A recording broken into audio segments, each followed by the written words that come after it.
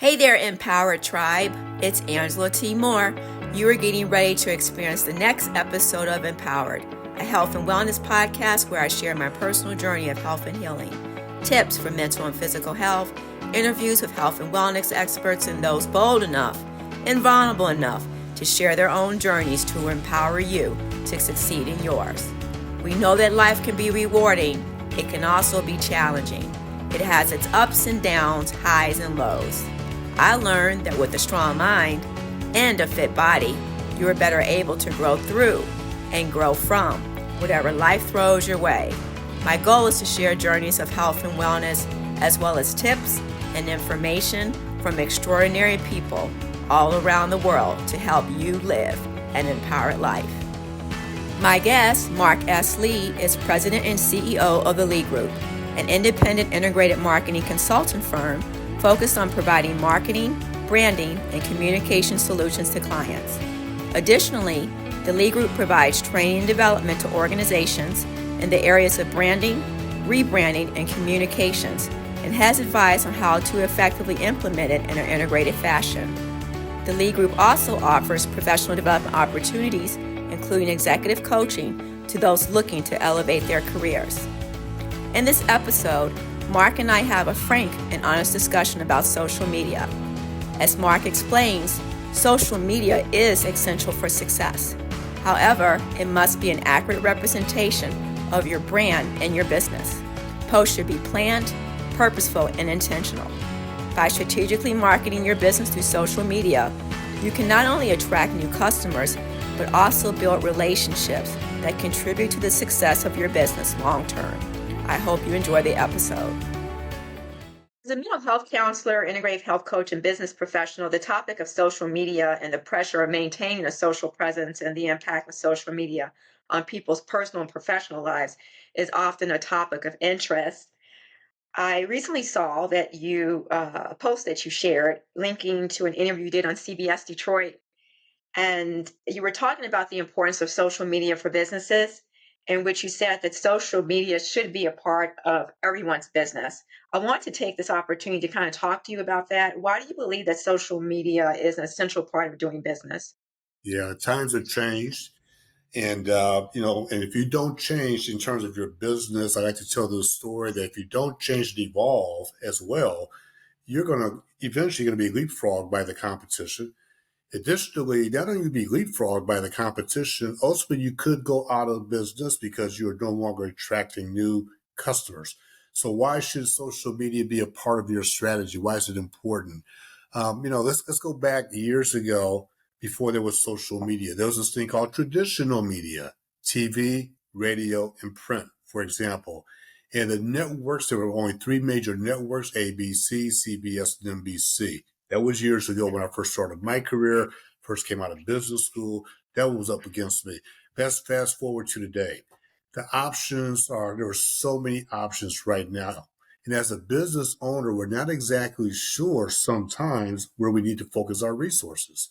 So social media should become an integral part of your business strategy because one, it's cost effective.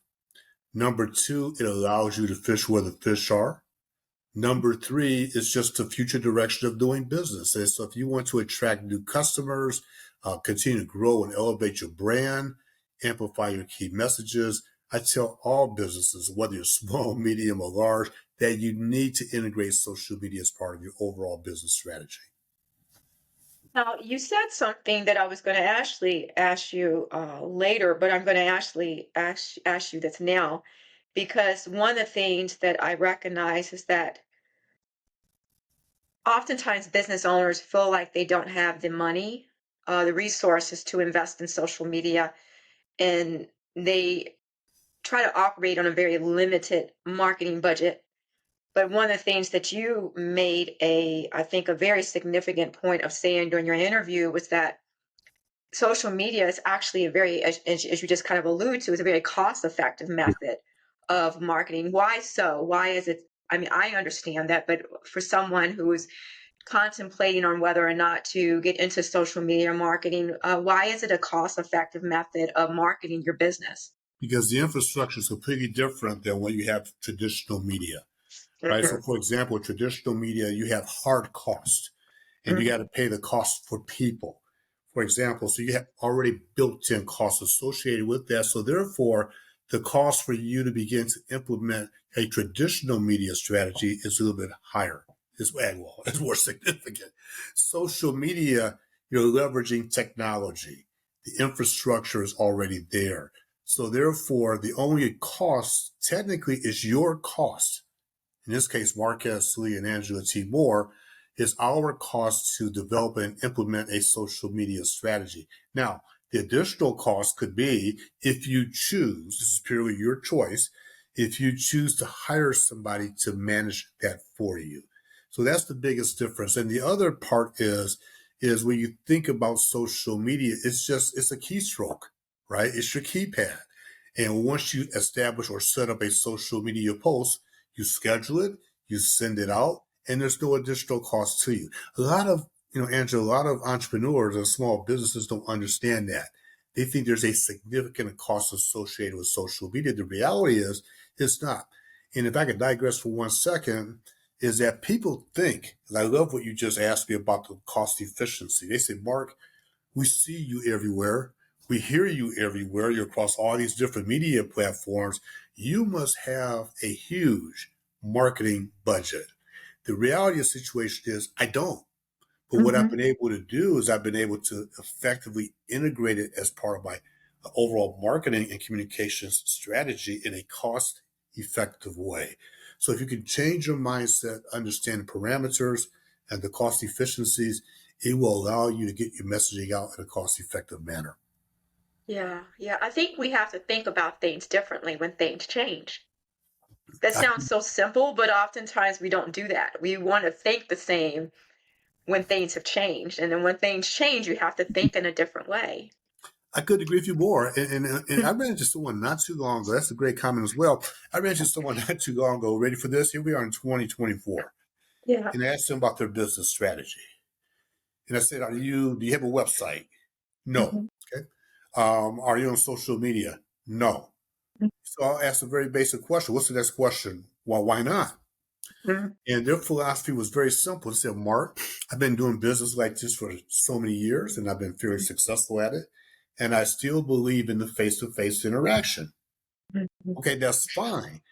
But in that situation, you got to ask yourself, are you trying to sunset your business? Right? You don't want to grow anymore. You don't want to invest any more resources. Or do you want to continue to grow your business? And what social media enables you to do is to reach different audiences, different demographics. And as you know, I'm a professor as well. And I was just talking to my students about well, we just started classes over the last week. We just had this conversation about how social media enables you to reach a younger demographic. Right. So, for example, if I have a product and I want to reach a demographic, let's just say for the sake of conversation, over 65, right? And what's my strategy? Am I going to use social media to necessarily reach someone who may be 75, 80 years old or 65 and plus? Or am I going to use traditional media? And let's take that exact same product or service and try to target someone who's, let's just say for the sake of conversation, 18 to 24. Chances are the 18 and 24-year-old, you're going to reach them by doing what? Using social media. That more mature person, my mom, who's still alive, and my dad I lost, but my point is he never would ever touch social media. He will only watch television and consume his news the traditional way. My mom has evolved with the times. Get this. She's okay, mom, don't get mad at me. She's 88 years old. But she now has learned to adopt social media and the use of technology to consume her news. However, the best way to reach her, Angela, is still through what? Traditional media. So that's what I'm saying. These are all the factors you need to understand. If you want to grow your business, you need to continue to evolve with the times. If you want to attract different demographics and different audiences, you need to adapt your business appropriately. Mhm.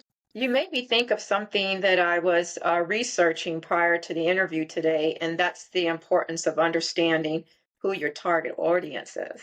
And I don't know necessarily that businesses pay attention to when that has changed. Like maybe the target audience that you had when you first opened your business may have changed and evolved because your business has changed and evolved, or the way that you reach or connect with that target audience has changed. So, what are your thoughts about that? No, I think target audiences, you need the fundamental part of marketing is you need to understand who you're trying to market to. So a lot Mhm. of times when we think of marketing, I ask this question to clients, to my students, to everyone I do business with. I say, give me your definition of marketing. And the comeback position to me is very simple. People always say, mark promotion, advertising, promotion. I said, that's great. I said, that's not marketing. Those are tactics to support your marketing plan. What marketing really is, and hear me closely, because a lot of students, sorry, my apologies, a lot of people don't understand this. Here's what marketing really is. The role of marketing is very simple. It's to build relationships with a customer base, to your point, as part of a target audience. And by building a relationship, the objective is very simple. It's to satisfy a customer's want or need. That's it. That's the Mhm. role of marketing. Let's unpack that statement. I said relationships, building relationships.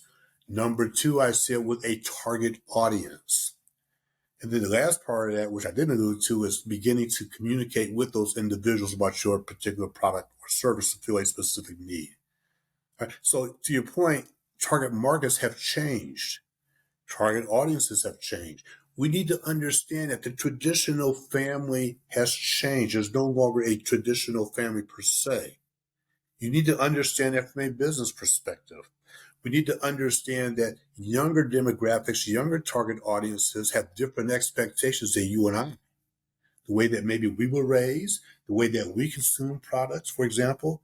We need to understand that Mark Lee's target audience and Angela Moore's may be focused on X, Y, and Z and have certain expectations. Whereas a completely different audience, a younger demographic, 18 to 24, they consume information differently. So yes, that's why we need to understand the changing dynamics of target audiences. And in the old days, when I first started my career, and I say that respectfully, in the old days, it was easy to market to the masses. It was easy. We had three TV stations, ABC, CBS, and NBC. That was it, right? And everybody watched in those days MASH and All in the Family, maybe the Super Bowl. Those are your most watched programs. There was no cable. Now, today, we have hundreds and thousands of stations. And you have options. Consumers have choices. I can watch it on my tablet. I can watch it on my phone. Now we have smart TVs. So again, these are all factors. I apologize for the very long answer, but I want people to understand, which is why you need to understand your target audience. We all consume information differently, and we need to understand how people are consuming it in order to remain relevant in the marketplace. Yeah. Well, you made me think of something else that came to mind, and I actually thought of this when I was watching your interview. You talked about the different social platforms, and there's, I think, a greater emphasis on TikTok right now. You did mention that. How does a business generally identify what is the best social platform to utilize for their business? Do you recommend that they have a presence on all social platforms? Do they focus on specific ones based on their target audience? What are your thoughts regarding that? Yeah, you don't need to be all things to all people. And here's the issue that a lot of small businesses and businesses at large have is we try to be all things to all people. And you don't have to be. So to answer your question, one is understand again your business objective. What exactly are you trying to communicate? Number two is how do you want to position the brand? TikTok is the hottest thing out there right now. But I would tell you, for example, when Instagram first started, if you remember, people were really promoting their products on Instagram, and people were telling businesses, well, if you have a restaurant or if you sell clothes, right? You sell clothes, you should put those on Instagram because that's a very visual platform. And then some people say, well, can I put that on Facebook? Not necessarily. It depends on what your business objective is. So, for example, if you want to promote in real time and get a real time response from consumers, actually, Twitter will be your best, or X, whatever it's called nowadays, because that's in real time. Forget all the political connotations associated with it. But in terms of real-time engagement, that might be best for your business.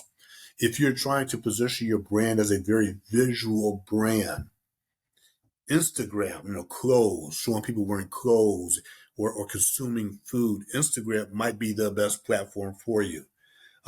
If you're less concerned about promotion and just getting your product out there to a more mature audience, Facebook may be the best option because young people, just like with cable, they're cutting the cord. They're involved now with the smart TVs and streaming services. But a lot of my students they're not even on Facebook. They've cut Facebook and they've gone to other platforms. So if you want real life engagement, and by the way, have the opportunity to click in real time, TikTok might be the best way for you to go. So I'm not an expert in social media in terms of the platforms, but I am an expert in saying, understand what your business objectives are, understand what your strategies are, and the products and services that you're trying to sell, and understand how your target audiences are consuming this information, and then you make the best decision for yourself from a business perspective.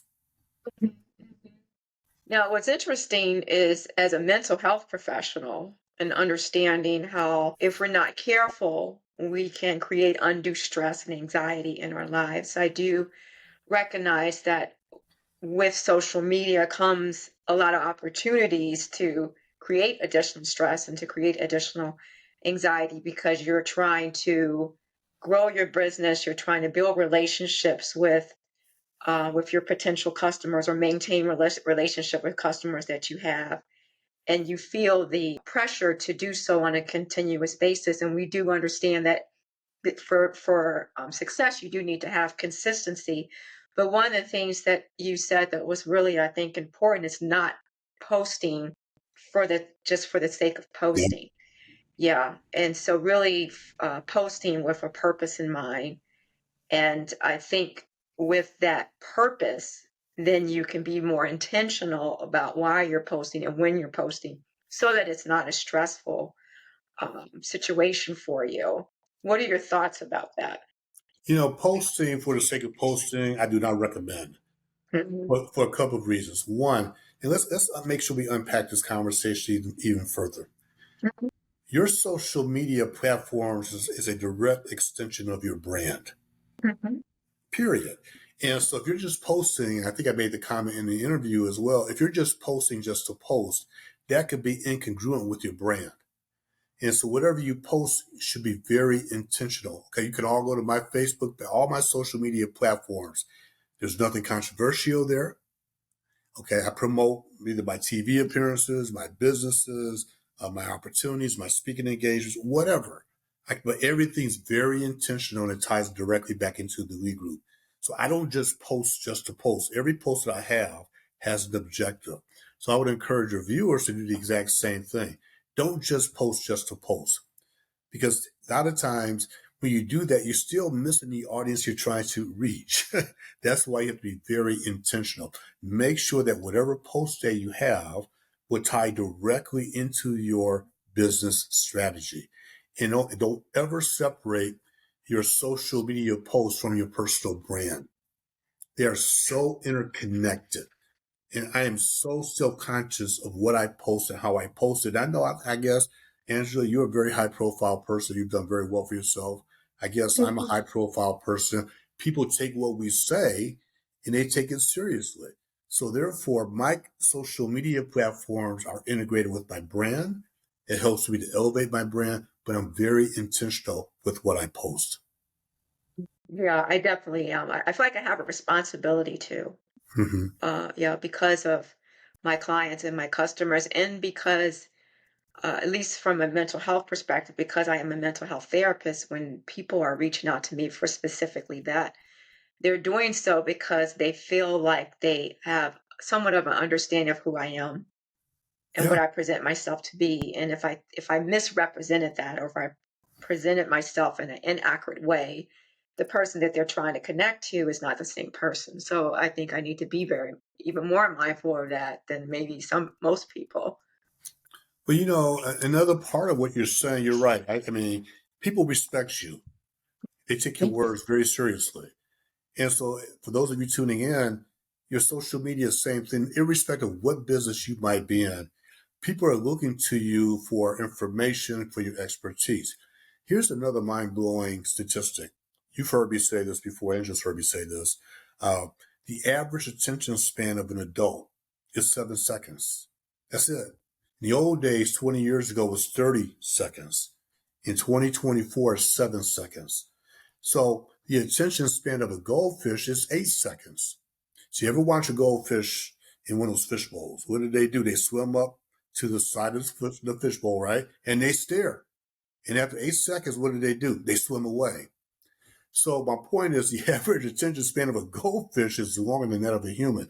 So here's where I'm going with my comment. So if you're posting just to post, are you breaking through that clutter? Probably not. Number two is, this is even going to be more mind-blowing. In 1996, the average adult, not the average person, the average adult, was exposed to over 3,000 messages a day. That's when the attention span was 30 seconds. Go to 2024. Now the attention span is less than 7 seconds. You're hit with 3 times as many messages a day. So now all of a sudden, I'm going to throw a post out there. So the challenge is what? How do I break through that clutter? It goes back to what we're saying, be intentional. You got to figure out how to communicate effectively and break through all that noise. So for me to say, okay, today is a beautiful day. It's sunny and 75 degrees. Hey, it's sunny and 75 degrees, everybody. Hey, okay, Mark, okay, what's your point? So the challenge is you don't just want to post. Every post should have a reason and figure out how to break through that clutter. Mhm. Now, you kind of alluded to it, but we haven't talked specifically about it, about controversial posts. And I, I'll just say this to my kids as well as the young people that I coach or counsel. I try to always remind them to be mindful of what they do and what they say Yes. when they're out, and especially on social media, because the one thing about when you're out, someone may see that one thing that you just said or did, and it basically will die and end there. Right. And other than the person sharing it with someone or thinking about it or ruminating about it, after that interaction, that's where it stays. But if you put something on social media, it can stay there forever. It will stay. Even if, and people like to think, oh, I didn't mean to do that, and then go back and try to remove it. But it's once it's on there, it's on there. So why is it so important for people to be mindful of controversial posts or a divisive post?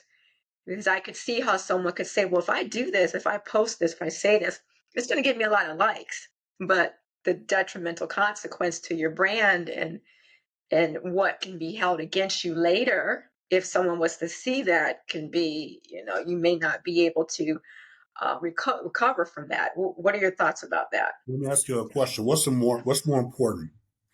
Getting as many likes as you could possibly get, or positioning yourself a certain way in the marketplace and your business so that you get more business? So I'm going to ask you that question for you. What's most important to you? To the latter thing that you said, not the former. Yeah. Right. But what we've done is people feel like they need to post things in order to get the most likes. And just because you get the most likes, so if I read that, I may say, oh, okay, that's an interesting conversation that, we posted, but it's totally inconsistent with my values. It's totally inconsistent with what I want to do from a business perspective. So this is why this conversation is important right now. You want to be very careful. I've had this conversation with my kids. And I told them, I said, you got to be very careful about what you post, because people will read these things and they're in business. I don't care what people say. They're always evaluating you. They're always evaluating you. They're going to evaluate your post. They may be looking for someone to do business with. And I'm here to tell you, Angela, that businesses will go to your social media posts. Okay, I'm going to raise my hand. I do it. I do it all the time. And I shared a story recently with someone who went in for a job interview. This is a very true story. Obviously, I'm not going to identify the business in a major city that we all live very close to. So you know what city I'm talking about. They posted some comments that were very controversial. Went in for a particular job interview, was getting ready to get hired, and someone went to this individual's social media platform and read the comments. They pulled the job offer. They pulled the job offer because it was inconsistent with what that company's values were. That's why, and right now we're living in very divisive times. This is not a political conversation at all. So we were living in times where people have they planted their feet in the ground. So the question you got to ask yourself is, okay, so if I post something, what's your objective with your post? Again, it's to maximize the likes, as we talked about at the beginning of this conversation or this question, or are you trying to find a way to elevate your brand? So my position always goes back to the brand. And that's why you won't find anything controversial on my social media posts. I don't engage. By the way, it's another thing. I don't engage in conversations on social media. And a lot of people would do that because remember, people they will go and review your social media posts. And the last thing I'll say about this is I got 3 pieces of business in the last week through social media that people have reached out to me, DM me directly, said, we want to work with you. And then my response is, well, what did you like? They said, we went to your social media pages, we saw what you represent, and we like how you do it, and you're consistent with our overall brand. So that's why you want to be careful with what and how you post, and be less concerned about likes, and be less concerned, and don't post anything, if at all possible, that will turn people off. Mm-hmm. Yeah, yeah, it's interesting because I had a conversation with someone not too long ago, and we were talking about social media because there are people around me that, because of who they are and what they've done in their lives, they do have lots of followers and likes and things like that. And the question was like, do you feel the pressure to do you compare yourself to that? And I said, there's no reason to, because I am not that person. And for the business I do, the organizations that acquire my services, for the individuals that acquire my services, for the school systems that acquire my services, they Mm-hmm. don't care. Right. They want to know, yeah, they're not looking to see how many followers I have or how many people are liking my post. They are looking to see what my brand represents Yes. and how I present myself on the social platforms from a brand perspective. They're looking at that, but they're not going to hire me to come speak, to come do this, to counsel, to coach, because I have a million subscribers or likes or followers. They're not looking for that. They want to know, okay, what degrees do you have? What certifications do you Mm-hmm. have? Yeah. Yeah. Can you do the job? And so I think I would say, and you can add to this, you may agree or disagree. You do have to recognize who you are as a brand and understand really what are the things that are important to you when you start evaluating your success. Because are you impactful? Because you can be impactful and have significant impact, but not necessarily have a lot of followers. That's very true. And I think social media has made us feel more important than what we really are. Think about what I Yeah. do, right? I mean, think about it. So again, when we were younger and how we consumed information, we all knew who Walter Cronkite was, right? So for those of you who don't know, he was a legendary news broadcaster and he had a trusted face and voice. So people listened to him. But now let's fast forward to 2024. Everybody thinks they're the local version of Walter Cronkite in their own mind, or Barbara Walters. Let's be fair here, right? And so the point is, social media is giving people that platform who may not have had those voices in the past. So what do? They start posting. See, my voice is very important. Well, you know what? You're not the expert in that space, but in your mind, you think you're the expert. And I think that's one of the areas where I do fault social media. It's nobody's fault, but it's giving everybody access. I want to go back to what you said earlier, which is spot on. Social media is another way of keeping up with the Joneses. And by keeping up with the Joneses, you're a mental health expert. You know, I've had these conversations. So by doing that, what happens? You start to feel that added pressure on yourself. Everyone's posting these beautiful pictures of the Caribbean, and they talk about how perfect their lives are with their spouses or significant others. The reality, from a business standpoint, business is really doing great.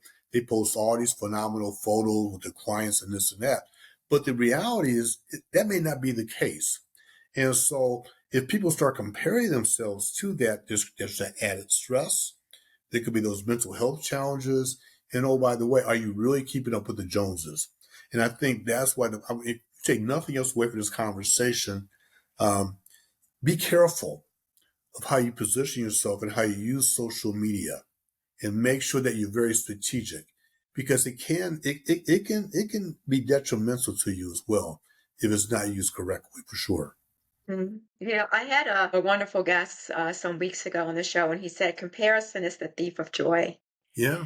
Yeah, and I that phrase always resonates with me, and I think about it quite often because just as we have to be careful to not think that we're more important than we actually are, I think we have to also be careful not to think that we're less important than we actually are. Yeah. Yeah, and my whole point in that discussion that I was having with that individual that was, asking me, do I compare myself with, different individuals? And I said, no, I have no reason to. Um, I have recognized, I know my worth, I know my value, and it's not determined by how many people like or Yes. comment on my post. I know who I am and what I was purposed and created to do in this world. And I think that that's what, from whether you're a personal brand, you're trying to represent a company and organization because you sell products and services, whatever it is that you do, I think just making sure it's an authentic representation of who you are and what you're trying to do. I think as long as you do that, you will feel successful in that, whether it is, through a lot of followers or whatever, or it's just a large influx of income because people are seeking your services. But what I'm hearing though is just important to understand that social media is a key part of businesses and business success, but it has to be done right. I think is what, And, yeah. and the other thing I want to say is don't use it. I find a lot of people use social media to boast. They're bragging. Mm-hmm. Whether don't do that. I'm a very humble person. I've had people tell me as recently as last week, they said, Mark, why don't you do more boasting on social media? I said, why? That's not, first of all, that's not who I am. Okay. Who I am, I let my work speak for itself. And so therefore, if I feel like I am blessed in a lot of ways. God has blessed me tremendously. And so I let my work speak for itself. I can pick up the phone, right? I can give you three people today in 2 minutes. Say, Angela, you can call those three people. They'll give you their feedback they'll give you honest feedback on me. I'd rather have it that way as opposed to me being out there beating my chest. So you don't see me beating my chest on social media. So if there's another tidbit for those tuning in when it comes to social media, please don't constantly beat your chest, right? Use it to amplify your business. Again, your key messages, how you're positioned, to build relationships with your current customers and potential customers. That's what you want to use social media for. Don't use it as your personal megaphone. Do not confuse your personal brand with your business brand. They're all integrated. If you're an entrepreneur, your personal brand is your social media brand and vice versa. Understand that. If you can understand that, then you will become more effective. The last thing I will say, I'm not an expert in social media. Here's how I got started. People approach me all the time and say, well, how do I get started? 10 years ago, true story, 15 years ago, 10 years ago, I was in Chicago in a hotel lobby with my son. And my son was raised in Detroit. Both my kids were born in Chicago. I was born in Detroit, but they were raised here. Long story short is we're sitting there watching the game, and my son is on his phone. I said, "What are you doing?" He says, "Oh, I'm following the Pistons game in real time." I said, "How are you doing that on your phone?" He says, "Dad, I had this thing called Twitter." He had no idea what he was talking about.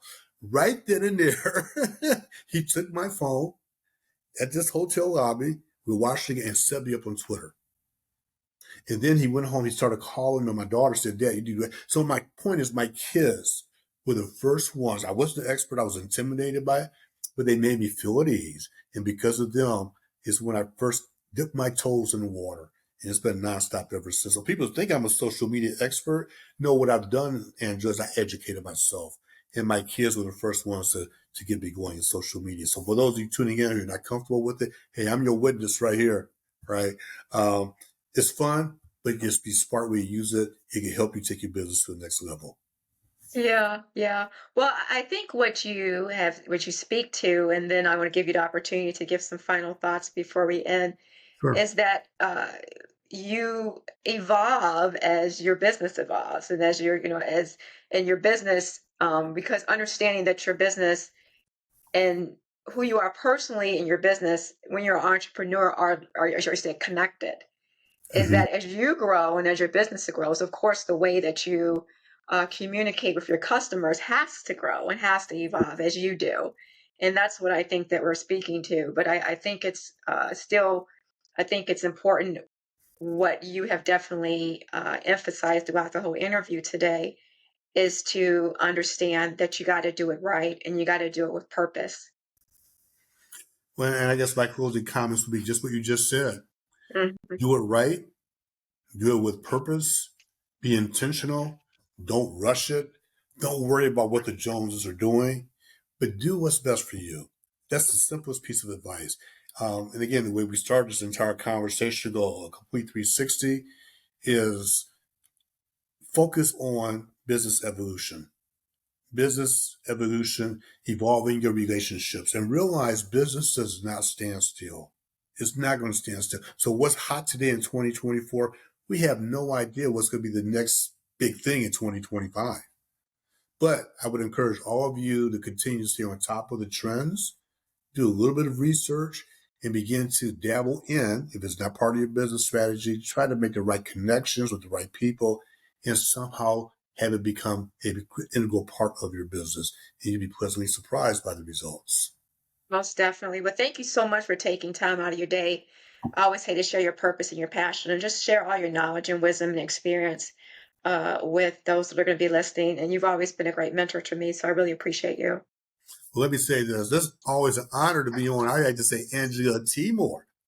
She's the absolute best, and she does a wonderful job, and she's just absolutely awesome. And by the way, she spoke at my small business workshop this year back in May, and she did an awesome job, and she had the audience captivated. So, Angela, I appreciate you. I thank you for all that you're doing here across Metro Detroit and beyond, and keep up the great work. Yeah, thank you so much, Mark. I really appreciate it. You're welcome. Thanks for listening to Empower It with Angela Timor. Feel free to share this episode with someone you think would enjoy it. New episodes come out weekly. Follow our show on Apple, Spotify, YouTube, or wherever you're listening right now.